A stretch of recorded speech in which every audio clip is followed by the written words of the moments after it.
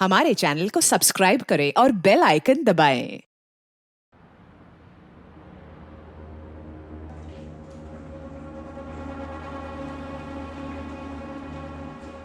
Sir, आपने मेरे article को इतना ज़्यादा एडिट कर दिया है कि अब इसमें कोई सच्चाई नहीं बची है। सर प्लीज़, आप वापस सब कुछ रिटेन कीजिए।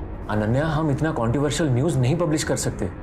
देखो, डिजिटल स्पेस में हम एक छोटी सी कंपनी है और यहाँ सर्वाइव करने के लिए हमें कदम फूंक फूंक कर रखने पड़ेंगे। सर, कहते हैं कि झूठ के पाँव नहीं होते, लेकिन आप तो झूठ को चलाने के लिए सच को वीडियो में बांधना चाहते हैं। अनन्या, ये क्रांति का नहीं, भ्रांति का दौर है। और फिर सच झूठ तो नमक हल्दी की तरह है, और सादा खाने वाले तो आजकल न्यूज़ देखते ही नहीं। और मसाले के बिना अपनी दुकान। सर, आप चलाइए अपनी दुकान, लेकिन मैं अपनी आवाज़ को नहीं दबा सकती।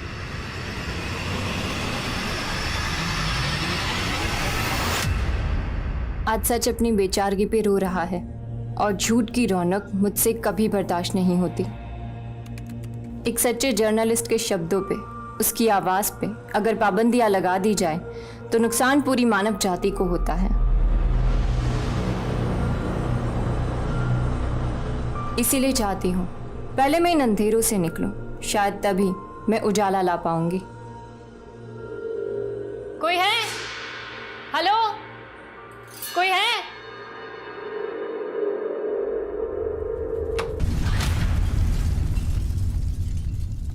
नमस्कार, मैं दिव्यांका त्रिपाठी दहिया क्राइम पेट्रोल सतर्क विमेन अगेंस्ट क्राइम की श्रृंखला में आपका स्वागत करती हूँ। दुनिया में दो तरह के लोग होते हैं, एक वो जो गलत देखते हैं, दिल में खलबली होती होगी पर चुप बैठते हैं। दूसरे वो जो गलत को गलत कहने से डरते नहीं। अनन्या एक ऐसी लड़की थी, उभरती हुई जर्नलिस्ट। लेकिन ये कहानी सिर्फ अनन्या की नहीं है। हमें उनसे सहानुभूति होती है, हमदर्दी होती है। लगता है कि हाँ, उनके साथ कुछ गलत हो रहा है, पर उस गलत को सही करने के लिए हम कुछ नहीं करते।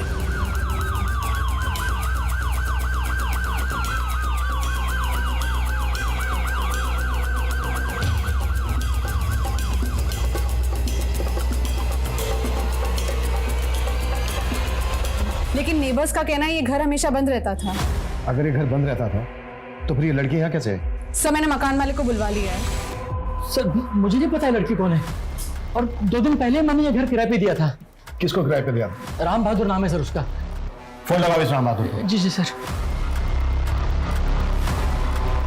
सर, फोन तो स्विच ऑफ आ रहा है। ठीक है, इसका फोन नंबर और रेंट एग्रीमेंट की कॉपी दो हमको। सर, एक्चुअली एग्रीमेंट तो बना ही नहीं था सर। क्यों? सिर्फ डील हुई थी। मकान पसंद आया सचिन जी? अरे थैंक यू। ये लीजिए 3 महीने का रेंट एडवांस। अरे थैंक यू वेरी मच। जी जी, एग्रीमेंट के लिए आपके आधार और पैन कार्ड की कॉपी दीजिए मुझे। जरूर जरूर। पर क्या है ना कि मेरे आधार कार्ड में मेरा डेट ऑफ बर्थ गलत छप गया था। उसको ठीक करने की अर्जी दी हुई है मैंने। 3-4 दिन में आ जाएगा, फिर उसके बाद एग्रीमेंट कर लेंगे। जब तक मैं रहने आ जाता हूँ। बिना एग्रीमेंट के, बिना पुलिस एनओसी के अपना घर एक अनजान आदमी को रेंट पे दे दिया। अब उसका नंबर नहीं लग रहा है। सर, मुझे तो लगा ही नहीं था कि वो गलत आदमी होगा। वो कहाँ का रहने वाला था? उसने कुछ एड्रेस दिया था अपना, पता है उसका आपके पास? सर, एड्रेस तो नहीं है, लेकिन उसने कहा था कि वो यूपी का रहने वाला है। यूपी में कहाँ? वो सर नहीं पता मुझे। पता करो राम बहादुर कहाँ पर है, और इस मकान मालिक सचिन को अच्छे से इन्वेस्टिगेट करो। हो सकता है ये सिर्फ सिलेंडर ब्लास्ट नहीं बल्कि एक प्लान्ड मर्डर हो। और इस लड़की की पहचान पता करो। जी सर। सर, यहाँ पे ये स्कूटी खड़ी है, मैंने आसपास लोगों से पता किया है, ये किसी की भी नहीं है। सर, हो सकता है इसी लड़की की हो। देखिए, चेक करो।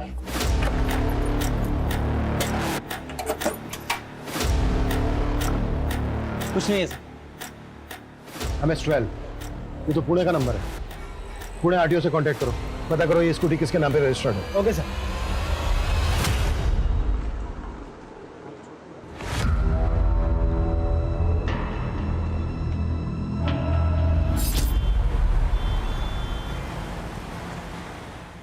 सर, सचिन ने जो हमें राम बहादुर का नंबर दिया था, वो नंबर तो फेक आईडी का निकला।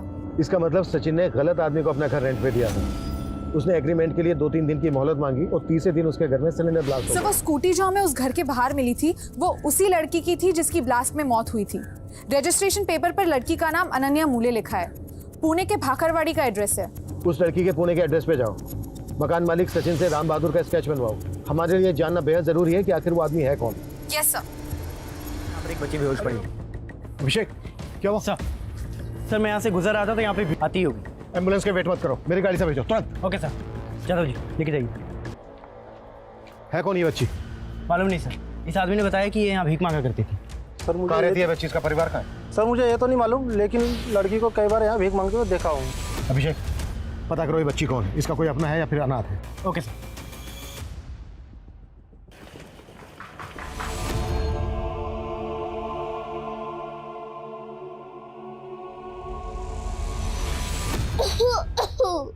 रचना बेटा, ऐसा नहीं है कि तेरी माँ और तेरी नानी को मेरी फिक्र नहीं है। क्या कर रही है बदमाश? सॉरी नानी माँ। मेरी एक्टिंग कर रही थी। नानी माँ, हाँ? मैं सोच रही हूँ कि आपका बुढ़ापा मैं ले लूँ और मेरा बचपना आपको दे दूँ।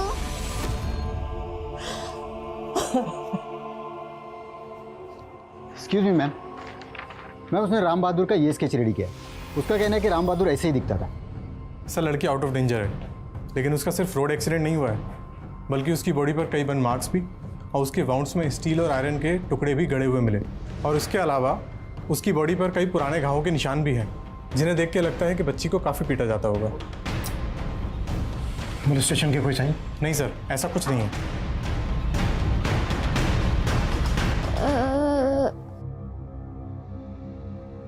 हेलो बेटा, बेटा क्या नाम है आपका? डरो मत, बिल्कुल मत डरो बेटा, बिल्कुल मत डरो। बेटा एक बात बताओ, ये चोटें कैसे लगी आपको? पिज़्ज़ा फाड़ दे, चलो।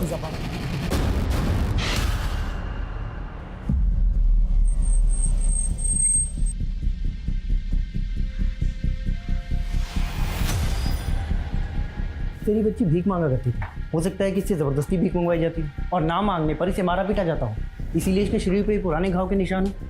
सर मैं ऐसे गिरोह का पता करता हूँ जो बच्चों से भीख मंगवाने का काम करते हैं। लेकिन हमें ये भी पता करना होगा कि बच्ची के साथ अभी क्या हुआ है, जो उसकी बॉडी पर बर्न मार्क्स और उसके घावों में आयरन और स्टील के टुकड़े मिले हैं। सर, अनन्या पुणे के भाखरवाड़ी में अकेली रहती थी। यहाँ आसपास उसकी फैमिली के बारे में कोई कुछ नहीं जानता। और सर, ना ही किसी ने यहाँ पे राम बहादुर के स्केच को आइडेंटिफाई किया है। उसके घर की तलाशी लो, हो सकता है राम बहादुर से जुड़ा कोई डॉक्यूमेंट मिल जाए। और ये भी पता करो कि अनन्या पुणे से यहाँ मुंबई क्यों आई थी। सर, पड़ोसियों से पता चला कि अनन्या nationsvoice.com के वेब पोर्टल पे एक प्रेस रिपोर्टर थी। अनन्या से जुड़ी हर एक बात पता करो। जी सर।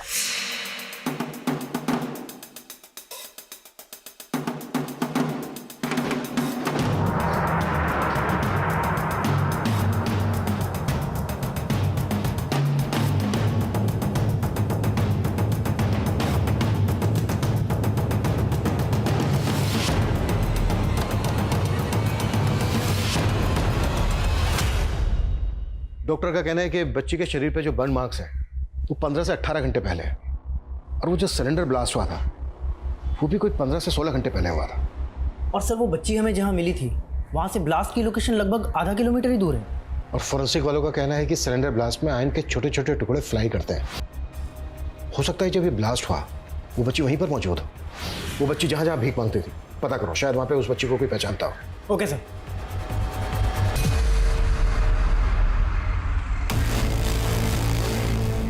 रुको, रुको।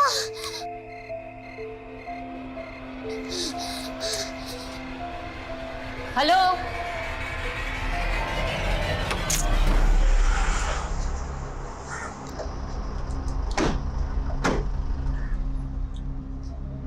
मैम, अनन्या यहाँ काम जरूर करती थी, लेकिन कुछ महीनों पहले उसने जॉब छोड़ दी थी। हमें अनन्या की लाश मुंबई के जी, अनन्या की डेथ हो गई है। और जिस आदमी ने उस घर को किराए पे लिया था वो ये है। क्या आप जानते हैं इसे? नहीं मैम। अनन्या की फैमिली में कौन कौन था? मैम एक्चुअली उसकी कोई फैमिली नहीं थी, अनाथ थी वो। अनाथ आश्रम में पली बड़ी थी, लेकिन जर्नलिज्म को लेकर काफ़ी एम्बिशियस थी और पैशनेट थी। और सोशल मीडिया पर भी उसकी अच्छी खासी फॉलोइंग थी। आज मेरी सोशल मीडिया चैनल के पूरे 1 मिलियन सब्सक्राइबर हो चुके हैं। काफ़ी दिलखुश लड़की थी मैम, हम सबको अपना परिवार मानती थी। अगर अनन्या आप लोगों को अपना परिवार मानती थी तो उसने यहाँ पे जॉब क्यों छोड़ दी? एक्चुअली मैम उसने अपना एक ब्लॉग शुरू किया था, रेज इनर वॉइस के नाम से। तो वो अपना पूरा टाइम उस ब्लॉग को देना चाहती थी, इसीलिए उसने जॉब छोड़ दी। माना अनन्या की कोई फैमिली नहीं थी, लेकिन उसका कोई दोस्त या बॉयफ्रेंड? अरे अनन्या, तुम घर नहीं गई अभी तक काम कर रही हो? सर मेरा घर बहुत बोरिंग है, वैसे भी घर जाके मुझे सो ही जाना है ना, तो सोचा थोड़ा और काम कर लेती हूँ। अच्छा, आप इस नहीं मैम। सर, अनन्या पुणे से मुंबई किस कारण से आई थी उसका तो कोई क्लू नहीं मिला, लेकिन सर अनन्या के घर से हमें कुछ पेपर्स मिले और उन पेपर्स पे मुंबई की कुछ एड्रेसेस लिखे थे। लेकिन सर जब मैंने उन एड्रेसेस को वेरीफाई किया तो पता चला कि ऐसे कोई एड्रेसेस एग्जिस्ट ही नहीं करते। लेकिन अनन्या मुंबई के फेक एड्रेस लिखकर अपने पास क्यों रखेगी? सर यही चक्कर समझ में नहीं आ रहा है। सर वो रेज इन अ वॉइस नाम से एक न्यूज़ ब्लॉग चला रही थी, हो सकता है वो मुंबई कुछ इन्वेस्टिगेट करने आई हो। अनन्या के सोशल मीडिया से उसके article, blogs, social media handle सब कुछ अच्छे से स्कैन करो। और हमारे लिए ये जानना भी बहुत ज़रूरी है कि वो बच्ची कौन है। उस बच्ची से बात करने के लिए चाइल्ड साइकोलॉजिस्ट की मदद लेते हैं, शायद उस बच्ची से कोई इंपॉर्टेंट इन्फॉर्मेशन मिल जाए। मेगामी सर, सर दहसर पुलिस ने हमसे कांटेक्ट किया था। 2 दिन पहले उन्हें उनके एरिया में एक लाश मिली। सर किलर ने कोई क्लू नहीं छोड़ा है और ना ही पुलिस को राम बहादुर की बॉडी के पास से कुछ मिला है। लेकिन सर सचिन ने हमें जो राम बहादुर का नंबर दिया था, मैंने उसकी कॉल डिटेल्स चेक किए, उससे लास्ट कॉल अनन्या को किया गया था। पूना की रहने वाली अनन्या यहाँ मुंबई में राम बहादुर के घर में मारी जाती है सिलेंडर ब्लास्ट में। राम बहादुर के उसी घर में जो उसने 3-4 दिन पहले ही रेंट पे लिया था, वो भी बिना डॉक्यूमेंट के। और उसके बाद राम बहादुर भी मारा जाता है। बेटा, मैं तुमसे कुछ पूछूं, उसका जवाब दोगी मुझे? ये देखो, क्या तुम इन लोगों को जानती हो? अरे वाह खुशी, तुमने तो इंग्लिश अल्फाबेट में लिखा है, मतलब तुम स्कूल में भी जाती हो, इंग्लिश मीडियम में पढ़ती हो। तो उस बच्ची का नाम खुशी है और वो बच्ची स्कूल भी जाती थी। उसने अपने स्कूल का नाम बताया कुछ? नहीं सर, इसके अलावा तो उसने और कुछ नहीं बताया। लेकिन सर इंग्लिश मीडियम में पढ़ने वाली बच्ची है, अच्छे परिवार की लगती है। अगर वो बच्ची एक अच्छे परिवार की थी तो मुंबई की सड़कों पर भीख क्यों मांग रही थी? क्या वो बच्ची चाइल्ड ट्रैफिकिंग का शिकार थी या उसकी कहानी का कोई और ही पहलू था? आखिर वो बच्ची पुलिस को कुछ बता क्यों नहीं रही थी? ऐसा कौन सा डर था जो उसे सता रहा था? और सबसे बड़ी बात ये थी कि वो उस साइट पर क्या कर रही थी जहां अनन्या सिलेंडर ब्लास्ट में मारी गई। अब इस छोटी सी बच्ची की असल पहचान जानने के लिए पुलिस ने सभी पुलिस हेडक्वार्टर्स में इसकी फोटो सर्कुलेट कर दी। साथ ही साथ अनन्या से रिलेटेड भी पूछताछ चल रही थी। सर ये अनन्या के ऑफिस की बाहर की फुटेज है, ब्लास्ट से कुछ दिन पहले की। और सर इस फुटेज में राम बहादुर भी नजर आ रहा है, अनन्या और उसके बॉस के साथ। एक मिनट, तुमने तो कहा था कि अनन्या के बॉस ने राम बहादुर को आइडेंटिफाई नहीं किया था। जी सर। पता करो अनन्या का बॉस क्या छिपा रहा है। सर वो बच्ची खुशी, उसे पुणे पुलिस ने आइडेंटिफाई किया है। सर वो बच्ची 8 महीने पहले अपनी माँ के साथ पुणे से लापता हुई थी। सर ये उसकी माँ है, कुसुम नाम है सर इसका। लेकिन इस केस में तो बच्ची का नाम रचना है, जबकि डॉक्टर प्रिया को उस बच्ची ने अपना नाम खुशी बताया था। Happy birthday mummy. Thank you बच्चा। अब आप जल्दी से आंख बंद करो, मैं आपके लिए कुछ लाई हूँ। अच्छा। हाथ दो। अरे वाह रचना, थैंक यू बच्चा। वेलकम। आपको अच्छी लगी ना? और मुझे पहन के दिखाओ। एक काम करो, मैं ही आपको पहनाती हूँ। हाथ दो। कभी कभी तो लगता है कि मैं नहीं, तू ही मेरी माँ है।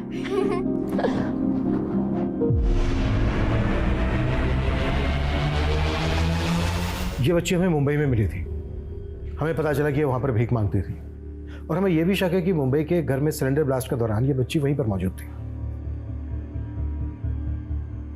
ये अनन्या है और ये राम बहादुर। इन दोनों का इस मिसिंग केस से कोई कनेक्शन मिला था क्या? एक्चुअली ये केस सब इंस्पेक्टर विनय शिंदे हैंडल कर रहे थे और उन्होंने ये केस बंद कर दिया था। उनके यहाँ से ट्रांसफर हो गई। अब ये केस मैं स्टडी कर रहा हूँ। जहाँ तक हम लोगों ने इस केस को स्टडी किया है, उससे तो यही लग रहा है कि इस केस की कोई खास इन्वेस्टिगेशन हुई नहीं है। आपके यहाँ तो ये केस बंद हो गया, लेकिन हमें इस बच्ची को इसके परिवार से मिलवाना है और हमें यह भी पता लगाना है कि इस बच्ची की माँ पिछले 8 महीने से कहाँ गायब है। ये सिलेंडर ब्लास्ट के 3 दिन पहले की फुटेज है, लेकिन आपने तो कहा था कि अनन्या ने यहाँ पे महीनों पहले जॉब छोड़ दी थी। और इस सीसीटीवी फुटेज में आप और अनन्या दोनों इस राम बहादुर के साथ नजर आ रहे हैं। और उस दिन तो आपने राम बहादुर को पहचाना तक नहीं था।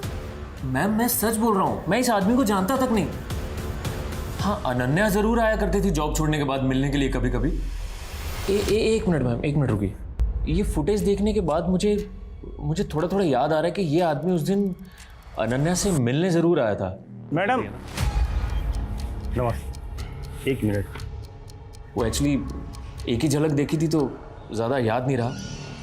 मुझे लगा अनन्या का इन्फॉर्मर होगा, शायद उसको कुछ बताने आया होगा। अनन्या का इन्फॉर्मर? जी मैम, जैसे आप पुलिस वालों के इन्फॉर्मर्स होते हैं वैसे ही हम जर्नलिस्ट के भी इन्फॉर्मर्स होते हैं। लेकिन उस दिन इसकी अनन्या के साथ बात क्या हो रही थी वो मुझे नहीं पता, बट शायद अनन्या का इन्फॉर्मर ही था। अगर राम बहादुर अनन्या का इन्फॉर्मर था तो राम बहादुर ने अनन्या को क्या इन्फॉर्मेशन दी होगी, और राम बहादुर ने वो घर किस मकसद से रेंट पे लिया होगा जिसके सिलेंडर ब्लास्ट में अनन्या मारी गई, और फिर उसके बाद राम बहादुर क्यों और किसके इशारे पर मारा गया? हमें पता चला है बेटा कि तुम तुम्हारी माँ के साथ कहीं गई थी, फिर तुम्हारे साथ क्या हुआ और तुम्हारी माँ कहाँ है? हाँ सर, कुसुम और उसकी बेटी यहीं रहते थे, मेरे किराएदार थे। कुसुम और उसकी बेटी रचना 8 महीने पहले अचानक से गायब हो गए। कुसुम ने कभी मकान खाली करने के बारे में कुछ कहा था आपसे? नहीं सर, ऐसे तो कुछ नहीं कहा था, लेकिन उनका सारा सामान वामान यहीं पड़ा था। मुझे तो लगता है उनके साथ ज़रूर कुछ गलत हुआ है। अच्छा, कुसुम का पति मनोहर वो उस वक्त कहाँ था? सर वो तो नाम का पति है, वो मनोहर अपनी बीवी और बेटी के साथ रहता तक नहीं था। एक नंबर का बेवड़ा है सर, सच कहता हूँ। इस मनोहर को अपनी बीवी और बेटी की खुशी बर्दाश्त नहीं होती थी। ओह, तेरे आशिक ने तेरे लिए ये चूड़ियां भिजवाई हैं। देखिए आप फिर से उल्टी सीधी बातें कर रहे हैं। मैं उल्टा बोल रहा हूँ और तू जो उल्टा कर रही है वो हाँ?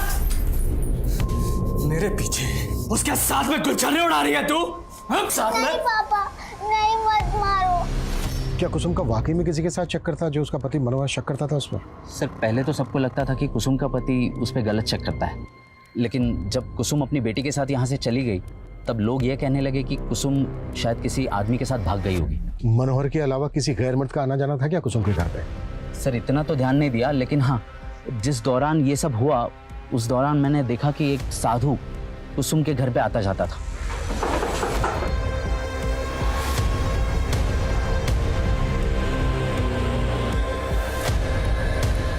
सर मुझे भी थोड़ा अजीब लगा कि आखिर कुसुम ने एक साधु को अपने घर के अंदर क्यों ले लिया। कौन था वो साधु? सर वो तो मुझे नहीं मालूम। कुसुम का पति मनोहर वो इस वक्त कहाँ है? सर सुना है कि वो सामंतवाड़ी में कहीं रहता है। जादव तुम सामंतवाड़ी जाओ, मनोहर के बारे में पता करो। सर। अभिषेक, प्रिया रचना को लेकर यहाँ पुणे उसकी परनानी के घर पहुंच रही है, हम वहाँ जा रहे हैं। सर।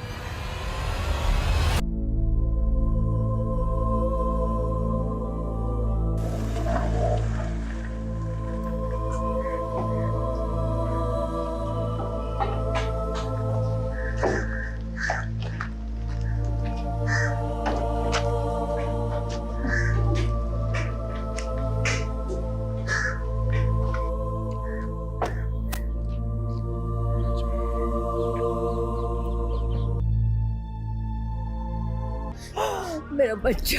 हमने रचना से बात करने की काफी कोशिश की, लेकिन रचना अपनी माँ के बारे में हमें कुछ नहीं बता पा रही। जब आपने कंप्लेंट लिखवाई थी तो आपने लिखवाया था कि रचना और रचना की माँ कुसुम दोनों साथ में गायब हुए।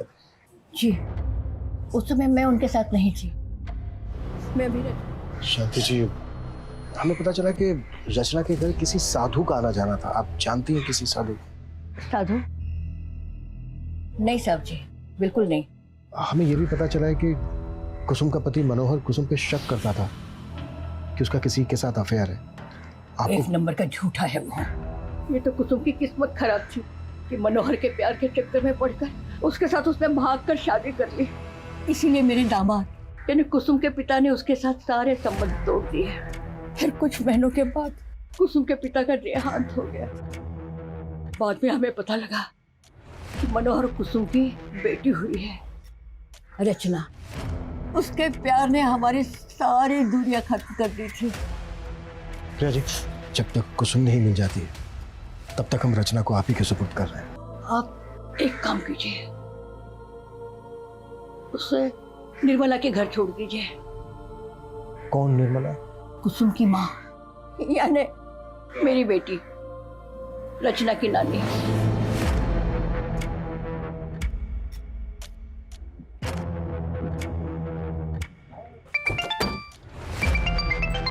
हाँ जादव। सर कुसुम के पति मनोहर के घर पे तो ताला लगा हुआ है। पता करो वो कहाँ है, जल्द से जल्द थाने में हाजिर करो उसको। Okay sir.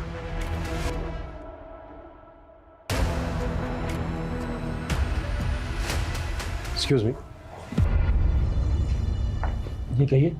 हमें निर्मला जी से मिलना है। यहाँ कोई निर्मला नहीं रहती। रचना? आपने हमसे ये क्यों कहा कि यहाँ पे कोई निर्मला नहीं रहती? क्योंकि अब इसका नाम शगुफ्ता है। साहब जी, कुसुम के पिता के देहांत के बाद मैंने मुरीद जी के साथ शादी कर ली थी और शादी के बाद इन्होंने, मेरा मतलब है कि मैंने अपना नाम शगुफ्ता रख लिया था। लेकिन कुसुम आपकी बेटी है और रचना आपकी नातिन। फिर भी आपके होते हुए इन दोनों की मिसिंग कंप्लेन आपकी मां शांति देवी ने करवाई। जब ये दोनों मिसिंग हुए थे आप इनके कांटेक्ट में थी, लेकिन उन्होंने रचना को अपने पास रखने से मना कर दिया। आप रचना की कस्टडी लेने के लिए तैयार हैं? नहीं साहब, हम इस बच्ची को अपने साथ नहीं रख सकते। क्यों? ये नानी है रचना की। देखिए साहब, मैं मानता हूं कि मेरी बीवी का इस बच्ची के साथ रिश्ता जरूर है, लेकिन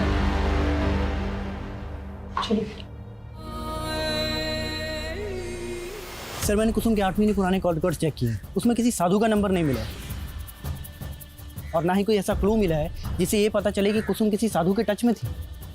कुसुम का 8 महीने पहले फोन कहाँ पर बंद हुआ था? सर उसके घर वाले एरिया में 21 अक्टूबर को करीब 12 बजे के आसपास उसका फ़ोन स्विच ऑफ हुआ था और सर लगभग 11 बजे के आसपास कुसुम के पति मनोहर ने उसे लास्ट कॉल किया था। इस मनोहर के पास कुसुम और रचना को गायब करने का मोटिव तो है। सर जिस रात कुसुम गायब हुई थी उस रात मनोहर का एक बारटेंडर के साथ झगड़ा हुआ था। मारपीट के आरोप में पुलिस ने उसे अरेस्ट कर लिया था। सर अभी 1 महीने पहले ही रिहा हुआ है। कैसे भी करके पता करो कि अभी कहाँ है मनोहर। Okay sir. सर मैंने अनन्या द्वारा लिखी गई सभी आर्टिकल्स, सभी न्यूज़ रिपोर्ट्स को स्टडी किया। सर वो काफ़ी कंट्रोवर्शियल लिखती थी और इसी वजह से उसके बॉस ने उसे जॉब से निकाल दिया। बॉस के खिलाफ मिला कुछ? सर फिलहाल तो कुछ नहीं, लेकिन सर ये एक आर्टिकल है जो मेरा ध्यान खींच रहा है, जो अनन्या ने 8 महीने पहले लिखा था। और सर इस आर्टिकल में मेंशन्ड है कि अनन्या को पुणे की सड़क पे एक बच्ची मिली थी। सर अनन्या ने उसे पूना के उसी एनजीओ में भर्ती किया जहां वो खुद पली बड़ी थी। सर ये देखिए, उस आर्टिकल में इस लड़की की फोटो भी है, लेकिन अनन्या ने उसका चेहरा ब्लर कर दिया है। कहीं ऐसा तो नहीं है कि ये जो बच्ची है ये रचना ही है? क्योंकि रचना भी 8 महीने पहले अपनी माँ कुसुम के साथ पुणे से गायब हुई थी। एक काम करते हैं, एनजीओ वाले से मिलते हैं जहां पर अनन्या पली बड़ी थी।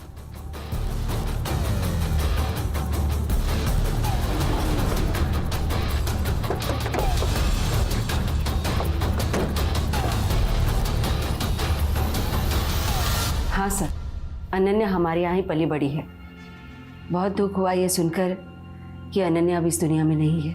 8 महीने पहले अनन्या एक बच्ची को लेकर आई थी यहाँ पर। उस बच्ची को लेकर अनन्या ने एक आर्टिकल भी लिखा था। ये वो बच्ची? वो तो पल्लवी थी जो 8 महीने से हमारे एनजीओ में ही रह रही है।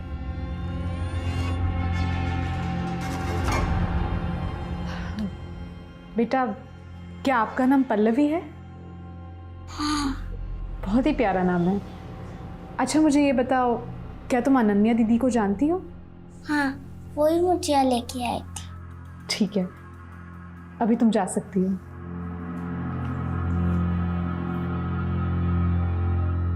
संजना जी इस आदमी को जानती हैं? जी नहीं, हम नहीं जानते। सर आपको क्या लगता है ये रचना? हो सकता है ना हो, पर हम इसको रूल आउट भी नहीं कर सकते। हमारे लिए सबसे ज्यादा पता लगाना ये जरूरी है कि रचना पुणे से मुंबई कैसे है, पिछले 8 महीने से उसकी माँ कुसुम कहाँ गायब, कि राम बहादुर कौन और अनन्या को क्यों और किस मकसद से मारा गया। जी सर। हाँ जादव। सर मनोहर का पता चल गया। साहब मैं सच कह रहा हूँ, मुझे नहीं पता कुसुम कहाँ पर है साहब। साहब मेरी बात सुनिए साहब, कुसुम और रचना के गायब होने के काफी समय पहले मेरा उसके साथ में तलाक हो चुका है साहब। मुझे तो उनके बारे में पता भी तब चला था जब मैं जेल में था। लेकिन कुसुम के गायब होने से पहले कुसुम की आखिरी बार तेरे से बात हुई थी 21 अक्टूबर रात 11 बजे। कुसुम ने तुझे कॉल किया था। हाँ किया था, लेकिन जैसे ही मैं वहां से बाहर निकला नशे की हालत में बारटेंडर से टकरा गया साहब। उसे नोक झोंक हो गई, मैंने 2-3 टेक दी उसको, उसकी नाक से खून हुआ, उसने पुलिस को फोन करके मुझे अंदर करवा दिया। ये भी तो हो सकता है कि कुसुम के घर तूने किसी को भेजा हो ये सब कांड करने के लिए। और उसने कुसुम के फोन से तुझे अपडेट किया कि काम हो गया है, और उसके बाद जानबूझ के तूने बारटेंडर से झगड़ा किया, तू जेल गया, तू जेल में जाकर बैठ गया ताकि तेरा ये जुर्म सामने ना आए। यही हुआ ना? सर ऐसा कुछ नहीं हुआ है, मेरा यकीन कीजिए आप। तो शक करता था कुसुम पे कि कुसुम का किसी के साथ अफेयर है? वो तो था, मुझे पता था उसका अफेयर चल रहा है उस रजत के साथ में। कौन रजत? एक सेल्समैन है। ये 2 रखो आप, मैं और देता हूँ। हाँ? अरे नहीं इतने में हो जाएगा बस। कितने हुए इसके? अरे आपसे पैसे लूंगा क्या? आप ये प्रोडक्ट यूज करो, आपके लिए फ्री है। अंतर अपना ये नाटक और निकाले यहाँ से, निकाले यहाँ से। और तू बता, तेरे को अपना सामान फ्री में क्यों दे रहा है? बोल क्या चल रहा है तेरा इसके साथ में? उस दिन के बाद भी मैंने रजत को कई बार कुसुम के साथ देखा था। तू रचना के बारे में कोई बात नहीं कर रहा? तू बाप है उसका, बेटी है वो तेरी, उसको पालना पोसना तेरा फर्ज बनता है, तेरी जिम्मेदारी बनती है। साहब मैं अपनी नशे की हालत से वैसे ही परेशान हूँ, नशा मुक्ति केंद्र जाने की सोच रहा हूँ, मैं कैसे पाल पाऊंगा उसको?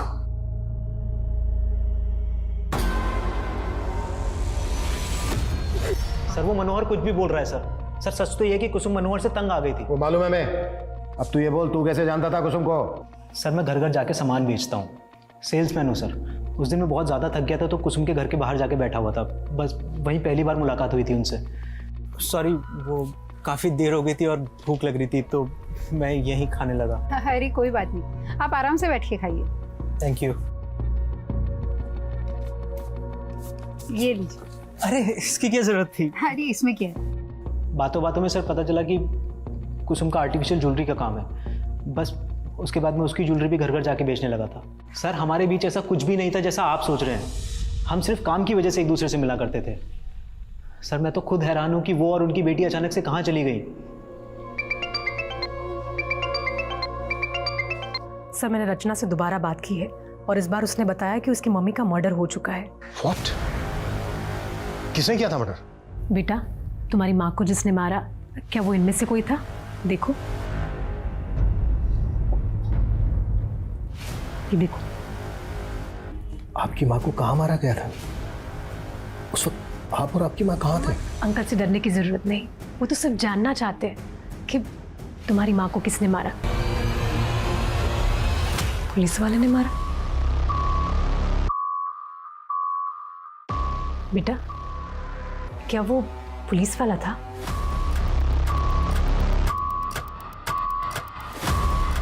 माना हम एक ट्रॉमेटाइज बच्ची की बातों पर पूरी तरह से यकीन नहीं कर सकते, पर एक बार को अगर हम मान लें कि कातिल कोई पुलिस वाला ही है तो फिर वो कौन होगा? जनरल जी मैंने कुसुम के कॉल रिकॉर्ड चेक किए तो उसमें मुझे पुणे के सब इंस्पेक्टर विनय शिंदे का पर्सनल नंबर मिला। कुसुम और रचना के गायब होने के 2-3 दिन पहले उनकी विनय शिंदे से बात हुई थी। अब कुसुम का वो इन्वेस्टिगेटिव ऑफिसर था इसलिए मैंने उतना ध्यान नहीं दिया। इसका मतलब यह है कि कुसुम को वो उसके गायब होने के पहले से ही जानता था। एक बार मिलना पड़ेगा इस विजय शिंदे से। देखिए उनके गायब होने से पहले कुसुम ने एक बार अपने पति मनोहर की कंप्लेंट दर्ज करवाई थी। मनोहर उससे मारपीट करता था और मैंने उसे वार्निंग देकर छोड़ दिया था और कुसुम को अपना नंबर देकर बोला कि ऐसा कुछ हो तो वो मुझे फोन करे। तुम दोनों की सिर्फ इसी वजह से बातें होती थी? आप तो उल्टा ही मतलब निकाल रहे। कुसुम और उसकी बेटी रचना के गायब होने के बाद तुमने सिर्फ नाम की इन्वेस्टिगेशन की थी। आपको मालूम भी है अपने पति की मारपीट की कंप्लेंट लिखवाते वक्त उसने मुझे क्या बोला था? साहब मुझे अब मनोहर से कोई रिश्ता नहीं रखना, एक बार मेरा उससे डिवोर्स हो जाए फिर मैं अपनी बेटी के साथ कहीं दूर चली जाऊंगी। तो सिर्फ तुमने इस वजह से ये मान लिया कि कुसुम अपनी बेटी रचना को लेकर अपनी मर्जी से कहीं चली गई? इन्वेस्टिगेशन भी की थी लेकिन जो आपको फाइल में नहीं मिला वो आज मेरी पर्सनल डायरी में, लेकिन मेरा ट्रांसफर हो गया था। तो अब हमें गुमराह करने के लिए अपनी पर्सनल डायरी भी दिखाओगे? आप तो हाथ धो के पीछे पड़ गए। कोई एविडेंस है आपके पास कि ये सब मैंने किया है? सब इंस्पेक्टर विजय शिंदे इस केस का प्राइम सस्पेक्ट था, लेकिन हैरान करने वाली बात यही थी कि एक केस का इन्वेस्टिगेटिंग ऑफिसर क्या सच में खुद उस केस का क्रिमिनल होगा? पता नहीं पुलिस सही दिशा में काम कर रही थी या नहीं। मनोहर और रजत भी इस केस में सस्पेक्ट थे, पुलिस उन्हें सही तरह से इन्वेस्टिगेट कर रही थी या नहीं? और फिर वो साधु कौन था जिसे अभी तक पुलिस ढूंढ नहीं पाई थी? वहीं अनन्या और राम बहादुर केस भी रुका पड़ा था। सर रजत की एक सोशल मीडिया प्रोफाइल है जिनमें मुझे ये वीडियोस मिले हैं और इन वीडियो में रजत अलग अलग गेटअप में है, कभी डॉक्टर कभी लॉयर, और एक वीडियो में तो वो साधु भी बना था, ये देखिए। और सर जब मैं रजत की सोशल मीडिया प्रोफाइल चेक कर रही थी तो मुझे कुसुम की सोशल मीडिया प्रोफाइल के बारे में भी पता चला। सर कुसुम रजत के सारे वीडियोस लाइक करती थी और कुछ वीडियोस में तो कमेंट भी करती थी। जादव, फैंसी ड्रेस का बहुत शौक है तुझे? सोशल मीडिया चेक किया हमने तेरा, बहुत सारे वीडियोस हैं तेरे अलग अलग गेटअप में। हाँ तो मैं समझा नहीं सर। समझाए? वो सारे के सारे वीडियो उस घर में बने हैं जहां पर कुसुम अपनी बेटी रचना के साथ रहती थी। अलग अलग गेटअप में मिलने जाता था तो कुसुम से। सर वो सब मैं कुसुम को खुश रखने के लिए करता था। सब मनोहर ने उसकी जिंदगी बर्बाद करके रखी हुई थी। मैं बस कुसुम की जिंदगी में कुछ रंग लेकर आना चाहता था। तू कुसुम की जिंदगी में रंग नहीं लाया, बल्कि तूने कुसुम की जिंदगी बेरंग कर दी, मार डाला उसको। नहीं सर, मैंने ऐसा कुछ भी नहीं किया है। मैं कुसुम से प्यार करता था सर। प्यार करता था तो कुसुम के डिवोर्स के बाद तू उससे शादी भी करना चाहता होगा, है ना? तो तुम्हारा डिवोर्स भी हो गया है कुसुम, वो हम शादी कर लेते हैं। नहीं रजत, मैं अब किसी की पत्नी नहीं बनना चाहती। हम दोस्त हैं, हम दोस्त ही रहेंगे। दोस्त? तुमने कहा था तुम शादी करोगी मुझसे, अब मुकर क्यों रही हो? हाँ, चिल्लाओ मत। मैंने कहा ना मैं तुमसे अभी शादी नहीं करना चाहती हूँ। अच्छा, तो इतने दिनों से घुमा रही हो तुम मुझे, या कोई और मिल गया है? तुम मेरे बारे में इतना गंदा सोचोगे ये मुझे पता ही नहीं था। तुम निकलो यहाँ से, निकलो और आइंदा अपनी शक्ल में दिखाना मुझे। और इस सब का बदला लिया तूने, उसे खत्म करके। नहीं सर, ऐसा कुछ भी नहीं है।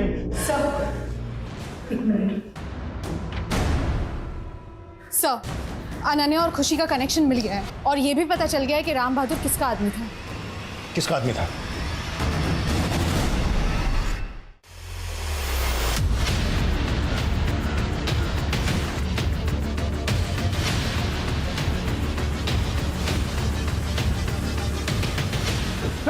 अभिषेक, सर क्या हुआ? आ जाओ आ जाओ, शाबाश, आ जाओ। एनजीओ की आड़ में बेकरी रैकेट चला रहे थे तुम लोग, और तुम्हारा ये असिस्टेंट। इसकी एक एक एक्टिविटीज पे नजर थी हमारी, सब पता कर लिया हमने तुम लोगों के बारे में। राम बहादुर भी तुम्हारा ही आदमी था ना? जी सर। बेटा, आपका नाम क्या है? एक्चुअली ये बहुत ज़्यादा सदमे में है, अपने बारे में कुछ भी नहीं बता पा रही है, लेकिन मैंने इसका एक नाम रखा है, खुशी। अनन्या उस बच्चे को हमारे एनजीओ में भर्ती करा कर वापस चली गई थी, और हमने भी उस बच्चे को सारे बच्चों के साथ भीख मंगवाने के लिए भेज दिया। और फिर कुछ दिनों के बाद अनन्या वापस आई, वो खुशी से मिलना चाहती थी।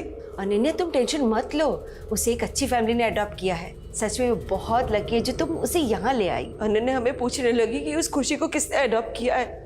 उस दिन तो हमने जैसे तैसे टाल दिया था, पर उसे हम पर शक हो गया था, और मेरी एब्सेंस में मेरे स्टाफ को रिश्वत देकर खुशी और दूसरी बच्चियों के एडॉप्शन पेपर चेक करना चाहती थी। और जतिन ने मुझे सब कुछ बता दिया, वो हमारा भांडा फोड़े। इससे पहले हमने सोचा कि हमें उसे रास्ते से हटा देते हैं, और राम बहादुर ने अनन्या को वो पेपर देकर कहा कि एनजीओ से ये सारे फेक एड्रेस मिले हैं। फिर एक दिन राम बहादुर ने घर। मैं कम इन सर? कम इन। सर, विनय शिंदे ने अपनी डायरी के साथ हमें कुछ पेन ड्राइव्स दिए थे, और उन पेन ड्राइव्स में कई सारी सीसीटीवी फुटेजेस की क्लिप्स है 8 महीने पहले की, जो कुसुम के घर के आसपास की है। सर, ये ऑटो अक्सर कुसुम के घर के आसपास दिखाई देता था। विनय शिंदे ये फुटेज और पर्सनल डायरी देकर आखिर साबित क्या करना चाहता? सर, पहले हमने उसकी बात पे भरोसा नहीं किया, लेकिन सर ट्रांसफर के पहले उसने वाकई कुछ ऐसे क्लूज इकट्ठा किए थे जो केस फाइल में मेंशन नहीं थे। तो तुम कहना चाहती हो जिसका ये ऑटो है उसका इस केस के साथ कनेक्शन हो सकता है? किसका होगा ये ऑटो? साहब, आपको कुछ गलतफहमी हुई है, वो मेरा ऑटो नहीं है। तेरे बारे में सब कुछ पता कर लिया हमने। कुसुम की माँ ने बताया हमसे, तेरा बाप मुरीद तेरी शादी कुसुम से करवाना चाहता था। मनोहर ने तो तुम्हें कभी खुश रखा नहीं, लेकिन मेरा बेटा तुम्हें बहुत खुश रखेगा। शादी कर ले इससे। अरे आप क्यों मेरे पीछे पड़ गए? आपने मेरी माँ से शादी कर ली ना, उनको संभालिए। दोबारा मुझे अपने बेटे से शादी करने के लिए मत कहना। बहुत घमंड था साहब उसको खुद पे, लेकिन मैं उसको पाना चाहता था। हमेशा उसके घर के आसपास चक्कर लगाता था। मैंने देखा साहब कैसे वो रहा, उसके साथ भेष बदल बदल के सोशल मीडिया का नया नया किल करता था। मुझे लगा उसको ये सब पसंद है साहब, तो सब उस दिन मैं भी अपना गेटअप बदल के। मैं बस ये आशा करती हूँ कि रचना अनन्या से प्रेरित होकर अपने पाँव पे खड़ी हो, पूरी दुनिया के लिए मिसाल बने। साथ ही मैं आपसे ये आशा करती हूँ कि अगर आप चाइल्ड ट्रैफिकिंग की तरह का कोई मामला देखते हैं जो आपकी आंखों को खटकता है, तो आप तुरंत एक्शन लें, आप पुलिस को इन्फॉर्म करें। तो एक सुरक्षित समाज की आशा के साथ मैं दिव्यांका त्रिपाठी दहिया आपसे विदा लेती हूँ। फिर मिलूंगी एक नए एपिसोड के साथ। तब तक देखते रहिए क्राइम पेट्रोल सतर्क, विमेन अगेंस्ट क्राइम, एक औरत पर वार, अब हर औरत का भार। जय Hind. For more updates, subscribe to our channel, click the show links and enjoy watching the videos.